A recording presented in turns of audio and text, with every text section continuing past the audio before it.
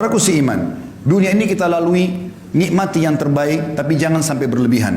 Dan Nabi SAW menjadikan tolok ukur orang itu bahagia, bukan karena banyaknya hartanya. Tapi perhatikan kata Nabi SAW apa? Di dalam hadis yang sahih, diriwayatkan Imam Bukhari dalam kitab Adabul Mufrad. Man asbaha minkum aminan fi sirbi. Siapa yang tiba pagi hari dalam kondisi jiwanya tenang, mu'afan fi jasadi, jasadnya sehat, indahu qutu yaumi, dia punya makanan yang dia bisa makan untuk hari itu, faka'annama hizat lahu dunya, ketahuilah dunia telah dia kuasai. Jadi di sini pola ukurnya adalah bukan hal-hal yang lain. Harta yang kita kumpulkan itu akan menjadi penolong bagi kita di akhirat atau justru menjadi kecelakaan bagi kita. Juga dalam sabda Nabi SAW yang lain, riwayat Imam Ahmad dan juga Ibnu Majah dengan sanad sahih, kata baginda Nabi SAW, man kanatid dunya hammahum, siapa yang dunia menjadi targetnya, tidak ada urusannya sama halal haram, gak ada urusannya dengan masalah akhirat, farraqallahu alaihi amrah, Allah akan sibukkan dia dengan perkara-perkara, tidak selesai-selesai, ini gak selesai, itu gak selesai, semuanya jadi masalah buat dia. Wa ja'ala faqrahu baina ainai, Allah jadikan kefakiran di depan matanya, biar mobilnya mewah, rumahnya mewah, segala macam ada, tetap dia merasa tidak pernah puas. Walam ya'tihi minad dunya illa ma kutibalah, dan tidak akan sampai kepadanya urusan dunia ini kecuali yang sudah dicatatkan baginya. Wa man kanatil akhirah niyatuhu, siapa yang akhirat menjadi niatnya, targetnya, dunia dia tunggangi untuk ke sana, setiap kali dia membantu orang targetnya untuk akhirat, dia melakukan ketaatan apa saja semuanya untuk akhirat, jama'allahu amrah, Allah akan selesaikan urusan-urusannya. Wa ja'ala ginahu fi qalbihi, dan Allah jadikan kaya di dalam hatinya sehingga selalu dia merasa puas. Wa atathu dunya wa hiya ragima, dan orang seperti ini dunia akan datang mengejarnya dalam kondisi terhina. Dalam pepatah dikatakan, siapa yang kejar akhirat, dunianya akan ikut, dan siapa yang mengejar dunia, akhiratnya akan luput. Saudaraku seiman, Nabi SAW juga mengingatkan kepada kita, yaqulu ibn Adam, dalam hadis sahih riwayat Imam Muslim, anak Adam banyak berkata, mali, mali, hartaku, hartaku, kapan proyekku bisa tembus, kapan aku begini, dari proyek ini, proyek itu, tanpa memikirkan mana halal haramnya. Wahallaka ya ibn Adam min malik, apakah kau sadar hai anak Adam, kata Nabi SAW, sesungguhnya hartamu illa ma akalta fa'afnait, sesungguhnya hanya dalam bentuk makanan lalu akan habis. Au labista fa'ablait, atau kau beli pakaian lalu kemudian punah juga. Au tasaddaqta fa'amdait, atau kalau kau cerdas kau akan sedekahkan maka beruntunglah kamu. Ali bin Abi Thalib mengingatkan kepada kita dalam riwayat Bukhari, beliau mengatakan irtahalatid dunya mudbirah, ketahuilah dunia sudah meninggalkan kita, umurnya dunia makin sedikit. Sudah banyak orang sebelum kita meninggal dunia yang jauh lebih hebat daripada kita, lebih banyak idenya, lebih banyak keturunannya, sebagaimana saya katakan tadi. Wartahalatil akhirah muqbilah, dan akhirat sedang menuju kepada kita. Walikulli wahidin minhuma banun, kedua wilayah ini punya anak-anak. Fakunu min abna'il akhirah, jadikan diri kalian anak-anak akhirat. Wala takunu min abna'id dunya, dan jangan kalian tinggal menjadi anak-anak dunia. Fa innal yawma amalun wala hisab, karena hari ini di dunia bebas beramal tapi belum ada hisabnya. Wa gadan hisabun bila amal, tapi besok di akhirat akan ada hisab, tidak ada lagi kesempatan untuk beramal.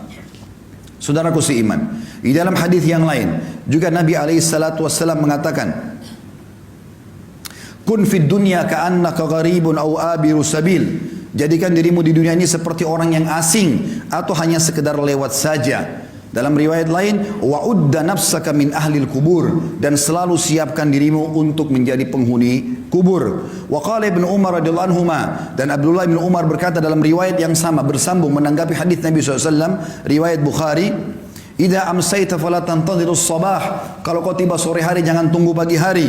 Wa idza asbahta fala tantadhirul masa, kalau kau tiba pagi hari jangan tunggu sore hari. Wa khudh min sihhatika limaradik, maksimalkan masa sehatmu sebelum kamu sakit. Wa min hayatika limautik, dan selama hidupmu untuk persiapan matimu. Juga dalam hadis yang lain kata Nabi SAW, mali walid dunya, untuk apa saya mengejar dunia ini berlebihan. Ma'ana wad dunya, perumpamaan aku dengan dunia, kata Nabi SAW, innama mathali wa mathalud dunya kamathali rakibin dhalla tahta syajaratin thumma raha wa tarakaha. Sesungguhnya perumpamaan aku dengan dunia ini seperti seorang musafir yang kebetulan penat, capek, lalu kemudian dia pun duduk di sebuah pohon, kemudian dia akan pergi meninggalkan tempat tersebut. Ibaratnya, ini bahasa saya, kalau kita seperti lagi safar dari Jakarta ke Surabaya naik bus, maka bus-bus itu mampir di rest area, di tempat istirahat. Maka ada orang yang cerdas, dia mampir sebentar lalu kemudian dia naik bus untuk melanjutkan ke tempat tujuannya. Tapi ada orang yang konyol, dia sengaja tinggal di situ, dia tidak ikut dengan busnya, maka terbengkalailah dia gara-gara tidak ikut dengan tunggangannya. Kita sedang menuju ke akhirat. Dan dunia ini kita boleh nikmatin. Seorang muslim dibolehkan makan yang enak, karena Allah mengatakan halalan thayyiban. Halal boleh dan thayyib berkualitas.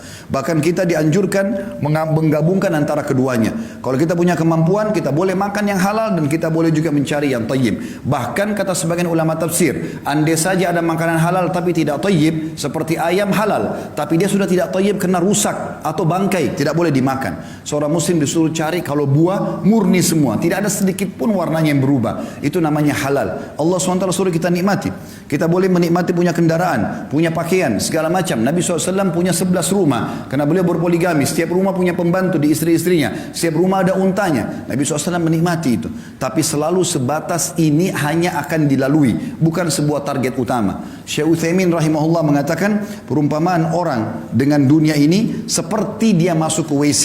Dia selesaikan hajatnya, kemudian dia akan keluar, tidak akan tinggal lama di sana. Teman-teman sekalian, Allah sedang menjanjikan kita sesuatu yang besar di akhirat sana. Allah ciptakan kita manusia untuk menjadi anak-anak akhirat, bukan dunia. Jangan tinggal di sini. Kita akan kembali ke sana. Semuanya kita akan kembali. Kalau di dunia ini Anda pernah makan makanan enak, minum yang enak, pakai pakaian yang bagus, lalu mungkin Anda pernah melihat pemandangan yang indah, badan atau fisik yang sempurna, paras wajah yang tampan, apa saja kira-kira yang kira-kira membuat orang kagum di dunia, maka perhatikan apa kata Nabi SAW. Perhatikan semua itu teman-teman. Bayangkan sesuatu yang paling besar yang pernah Anda lihat. Orang yang sangat tampan, orang yang sangat cantik, orang yang sangat sempurna secara fisik, kaya raya, punya mobil mewah, rumahnya mewah, segala macam. Bayangkan itu dengan pertemukan dengan sabda Nabi SAW. Beliau mengatakan apa? Tentang target kita di sana, akhirat. Wallahi, kata Nabi dalam hadis riwayat Muslim, demi Allah, Nabi enggak pernah sumpah kecuali penting sekali. Beliau mengatakan, wallahi, mad dunya fil akhirah illa mathalu ma yaj'al ahadukum isba'u hadhihi fil yammi falyandur bima yarja. Demi Allah, perumpamaan dunia dibandingkan akhirat hanya seperti seseorang di antara kalian meletakkan jari telunjuknya ke lautan, kemudian diangkat sama dia. Maka lihat apa yang ikut dengan tangannya. Di dalam hadis yang lain, kata Nabi SAW pernah melewati pasar, lalu ada bangkai kambing. Kebetulan kambing ini bangkainya kecil, kambingnya kecil dan dia dibangkai, kemudian kupingnya kecil juga dan agak sobek. Jadi sudah bau, kecil, badannya kurus, telinganya juga sobek. Lalu Nabi SAW pegang kuping kambing itu, bangkai lalu diangkat. Kata Nabi SAW kepada para sahabat, siapa yang mau beli ini?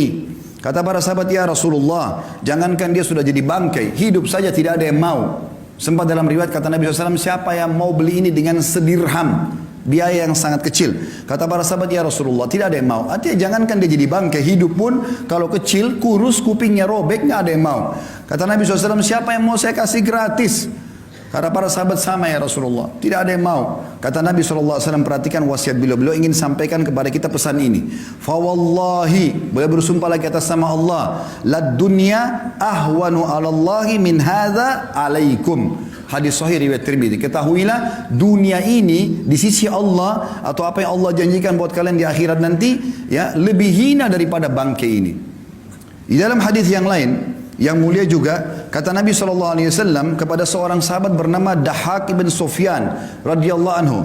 Beliau mengatakan Rasulullah SAW pernah berkata kepadaku, ya Dahhak, wahai Dahhak, ma ta'amuk, apa makananmu?